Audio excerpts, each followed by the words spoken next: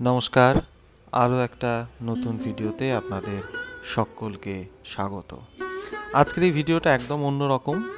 এরকম ভিডিও আমি আগে কখনো করিনি, তার কারণ এরকম অভিজ্ঞতার সম্মুখীনও আগে কখনো সেইভাবে হইনি।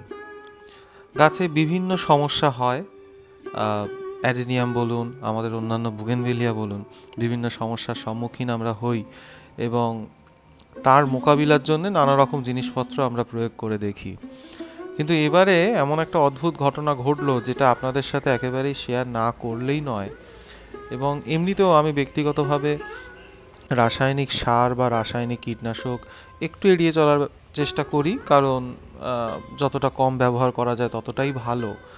কিন্তু এই সমস্ত কিছুর পরিপ্রেক্ষিতে এবারের অভিজ্ঞতা আমার কাছে একেবারে নতুন, যেটা আপনাদের সাথে শেয়ার না করলেই নয়। ছোট্ট একটা গাছ, এই অ্যাডেনিয়ামটা সাইজটা হচ্ছে জাস্ট এইটুকুনি।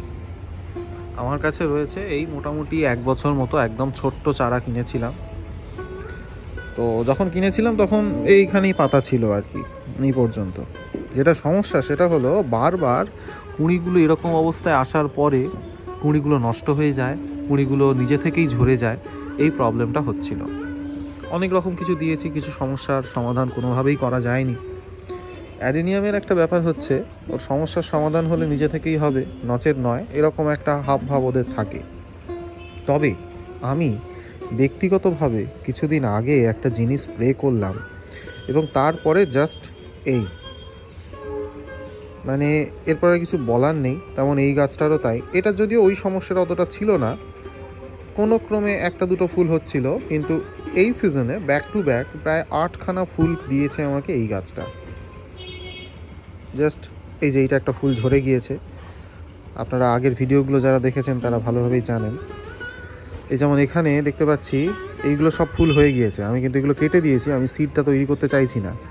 আবার নতুন করে কিন্তু কুঁড়ি আসছে। ওদিকের ওই গাছটা এইখানে একটা ফুল হয়ে গিয়েছে, দেন এখানে আবার ফুল দিচ্ছে। ফুলের সাইজটাও সেই রকম।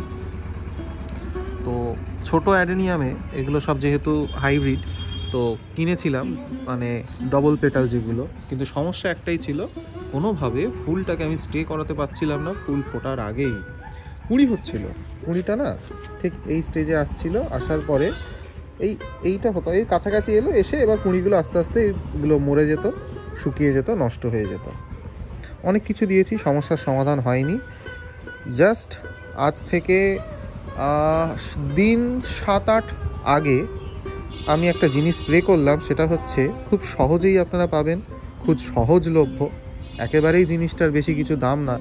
এমন অনেক জিনিস আছে যেগুলোর কার্যকারিতাও খুব ভালো, কিন্তু দামটাও প্রচণ্ড। এটা একেবারেই সেরকম কিছু না, সহজলভ্য, দামটাও খুব কম। জিনিসটা হচ্ছে মিরাকুলান। অনেকেরই বাড়িতে রয়েছে। এই মিরাকুলানে বোরনটা এত সুন্দরভাবে থাকে, যেটা আমাদের কিন্তু এই কুঁড়ি বা ফুল ঝরে যাওয়াটাকে আটকানোর জন্য একদম ফাটাফাটি। এটা সাধারণত প্রচুর লোকজন ফলের গাছে, লেবু গাছ টেবু গাছে এই মিরাকুলান দেন, হ্যাঁ, যে যাতে কুঁড়ি অবস্থার পরে যাতে ফাইনালি ফুলটা ধরে, কুঁড়ি অবস্থাতেই না যাতে ঝরে না যায়। তো সেটার কিন্তু আমি একটা মানে ব্যক্তিগতভাবে একটা অভূতপূর্ব রেজাল্ট পেয়েছি এই পার্টিকুলার গাছে। আমি জানি না অন্যরা কতটা মিরাকুলান অ্যাডেনিয়ামে দিয়ে উপকার পেয়েছেন কিনা, বা তার থেকে বড় কথা তাদের হয়তো এই সমস্যা হয়নি, কিন্তু আমি ব্যক্তিগতভাবে এই সমস্যাটা হওয়ার পরে মিরাকুলান কিন্তু এই গাছে স্প্রে করে আমি দেখছি যে দারুণ রেজাল্ট, দারুণ। মানে এক কথায় অনবদ্য। আমার অন্যবারে সবসময় কুঁড়ি এই অবস্থায় আসতো, এসে পুড়ে যেত, মানে সামনেটা পুড়ে গেল, বাকিটা শুকিয়ে গেল, পচে গেল, ইত্যাদি ইত্যাদি।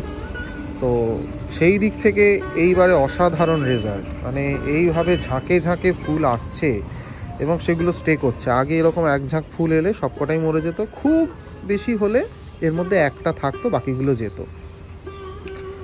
কিন্তু এখানে একটা জিনিস খুব ভালো করে মাথায় রাখা দরকার, পরিবেশের খাতিরে, আমাদের নেচারের জন্যে, আমাদের গাছপালার জন্য, আমরা তো সবুজকে ভালোবাসি, আমরা রাসায়নিক যে কোনো সামগ্রী ব্যবহার করার আগে 10 বার অবশ্যই ভাবব। ছোটোবেলায় একটা কথা আমরা সেই স্পাইডারম্যানের সিনেমাতে দেখেছিলাম বা শুনেছিলাম না, great power comes with great responsibility. রাসায়নিক সার তার কিন্তু ক্ষমতা এবং কার্যকারিতা ভয়ানক। খুব বুঝে শুনে একান্ত প্রয়োজন হলে যথাযথ মাত্রায় যদি আমরা সেই রেসপন্সিবিলিটি নিয়ে ব্যবহার করতে না পারি, আমরা নিজেদের গাছেরও ক্ষতি করব, পরিবেশেরও ক্ষতি করব।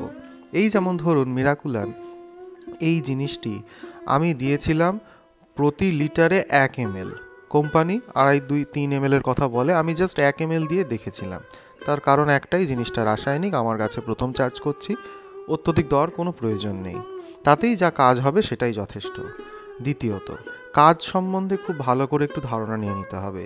বোরনের গুণাগুণের কথা তো বললামই, ফুল ঝরে যাওয়া, কুঁড়ি ঝরে যাওয়া ইত্যাদি। দ্বিতীয়ত, এর আরেকটি কাজ হচ্ছে, গাছে স্প্রে করলে গাছ নিজের জন্য যে শক্তি ব্যয় করবে নিজের বেঁচে থাকার জন্য, সেটাকে আমরা যদি রেসপিরেশন বা শ্বসন বলি, সেলুলার রেসপিরেশন বা শ্বসন বলি, তাহলে এই জিনিসটি স্প্রে করার ফলে গাছের নিজস্ব শ্বসনের হার কমে। ফলে গাছ যে শক্তিটা উৎপন্ন করলো পাতা থেকে বা খাদ্যটা উৎপন্ন করলো, সেটা সে জমিয়ে রাখার চেষ্টা করবে। কিভাবে জমাবে? ফল তৈরি করে। ফল তৈরি করতে গেলে তাকে আগে দিতে হবে ফুল।